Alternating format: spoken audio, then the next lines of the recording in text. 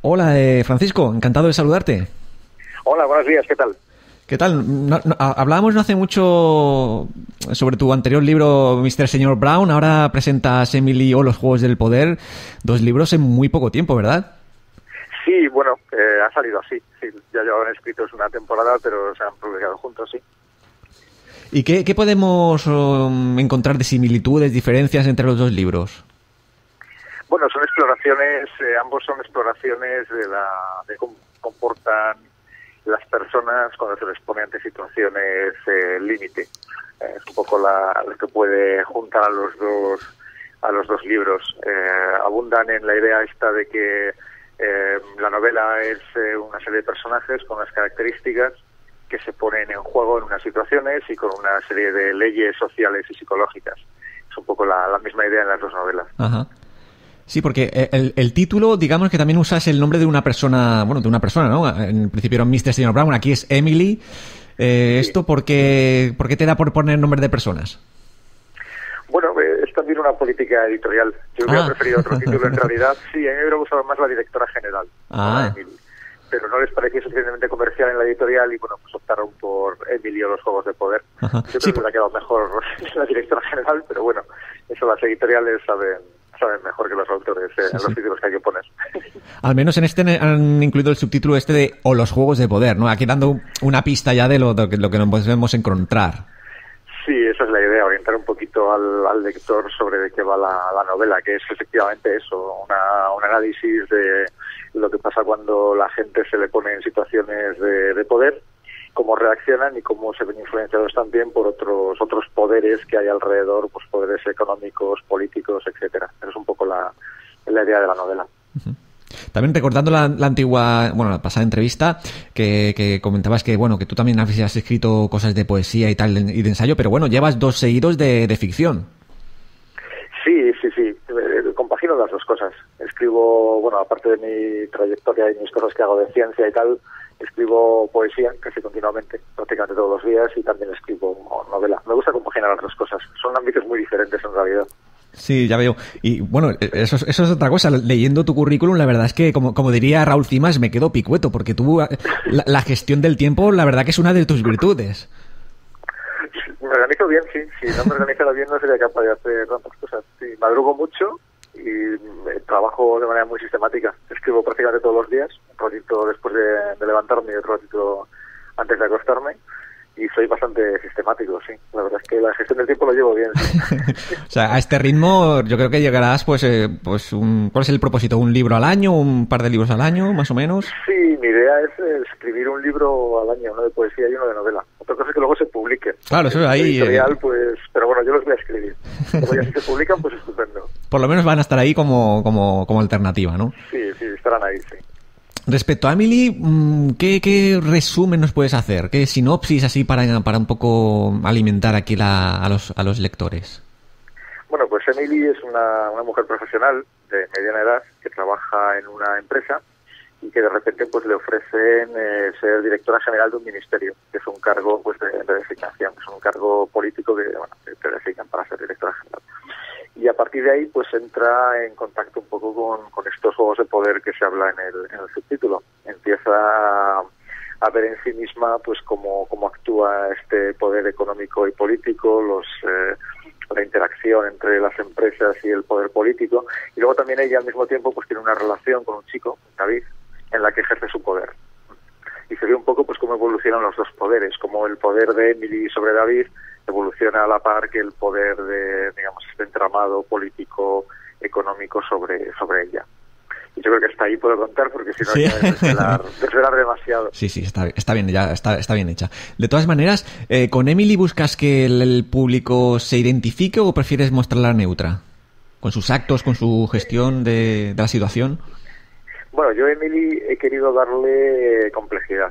Pues por una parte, al principio tiene que caer mal. O sea, todo el mundo que lea la novela, pues Emily al principio es un personaje que choca mucho porque la teoría literaria dice que el protagonista tiene que caer bien al lector, porque si no la novela no funciona. Pero yo quería que Emily cayera un poquito mal al principio.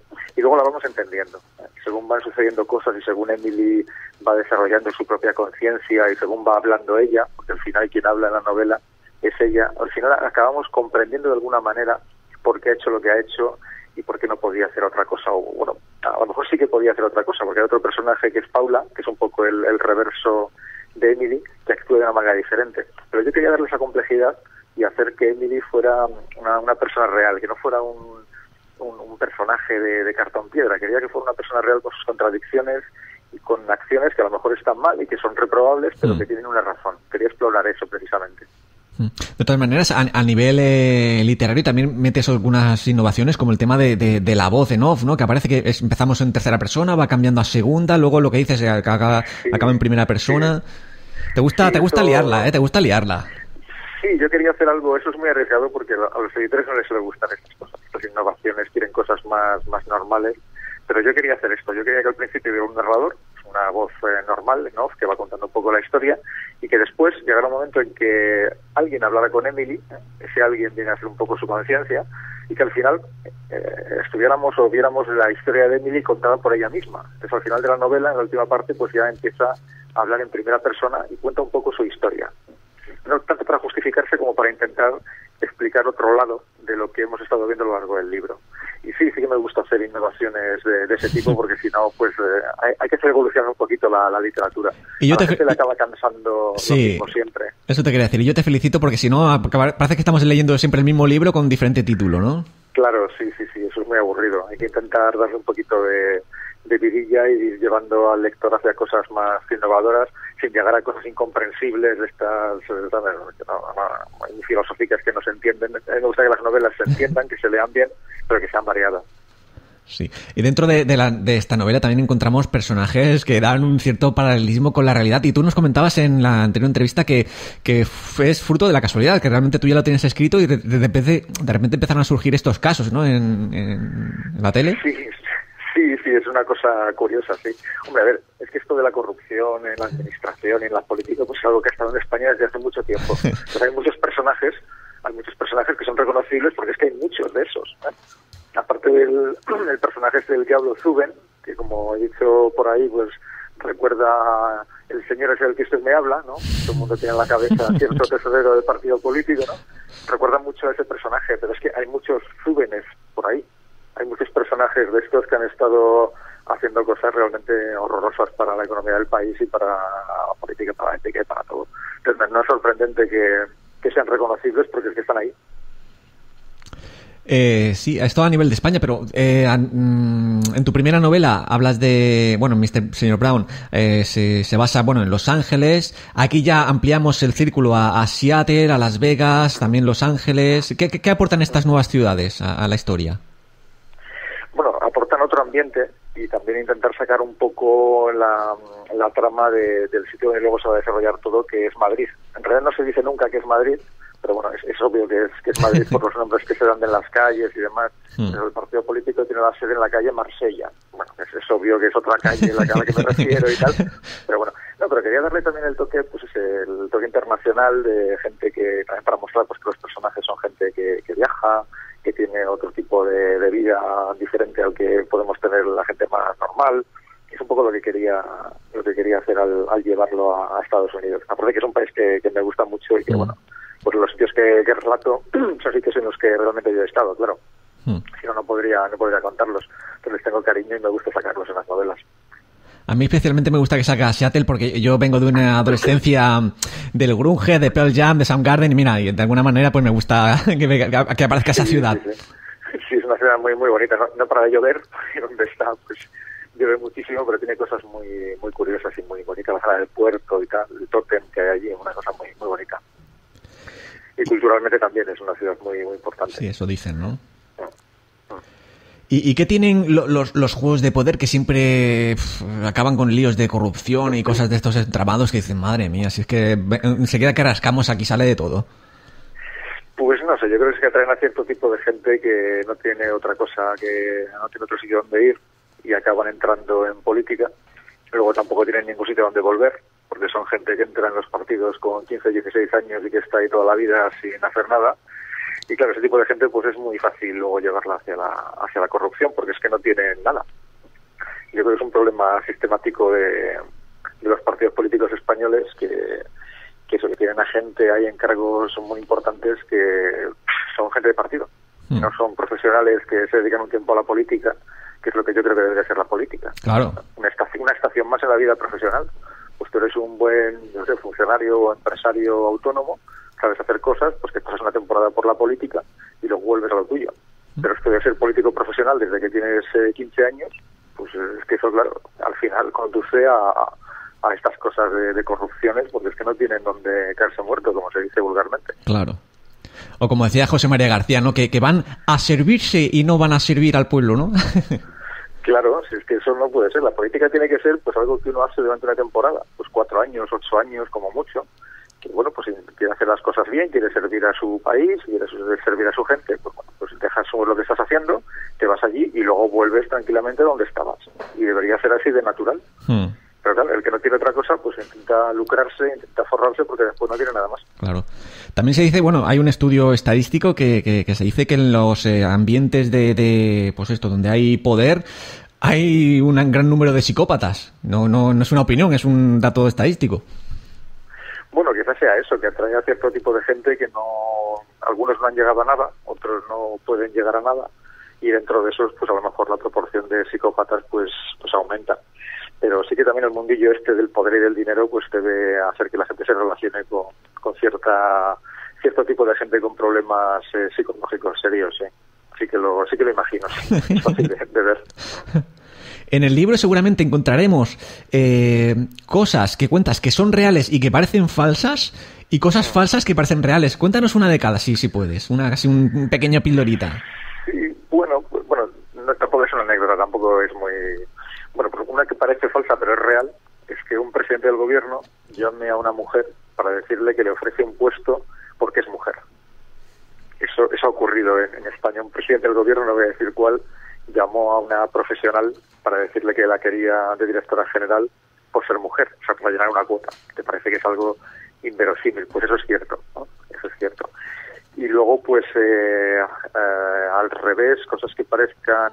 Bueno, pues sí, detallitos de cosas que parece que, bueno, pero que al final pues son inventadas. La parte del Senado, por ejemplo, esa sí que es auténtica. El paseo por el Senado, la descripción que se hace del Senado, esa también es auténtica.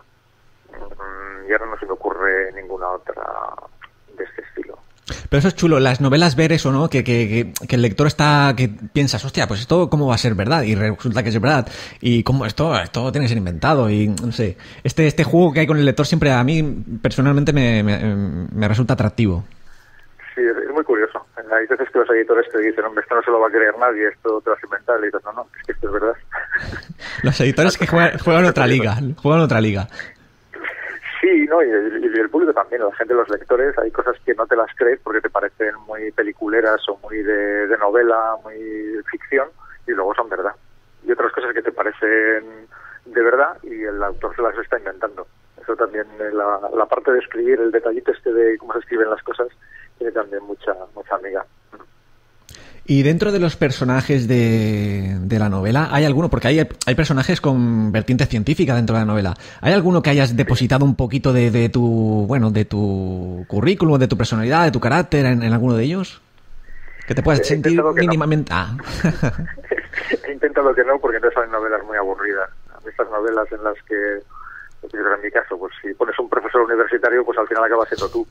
Entonces, intento evitarlo todo. Acaba siendo un diario, ¿no?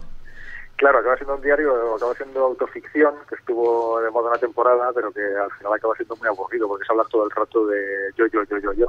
Y las novelas se tratan precisamente de ser empático y de ponerte en el lugar de otro. Y de imaginarte la vida pues de una mujer de mediana edad, aunque tengas retazos de cómo funciona, bueno, conozcas a gente, tengas amigas que estén en esa situación, etcétera, pues la idea es ponerse en el lugar de otro y ver qué haría o imaginar qué haría esa persona en esa situación.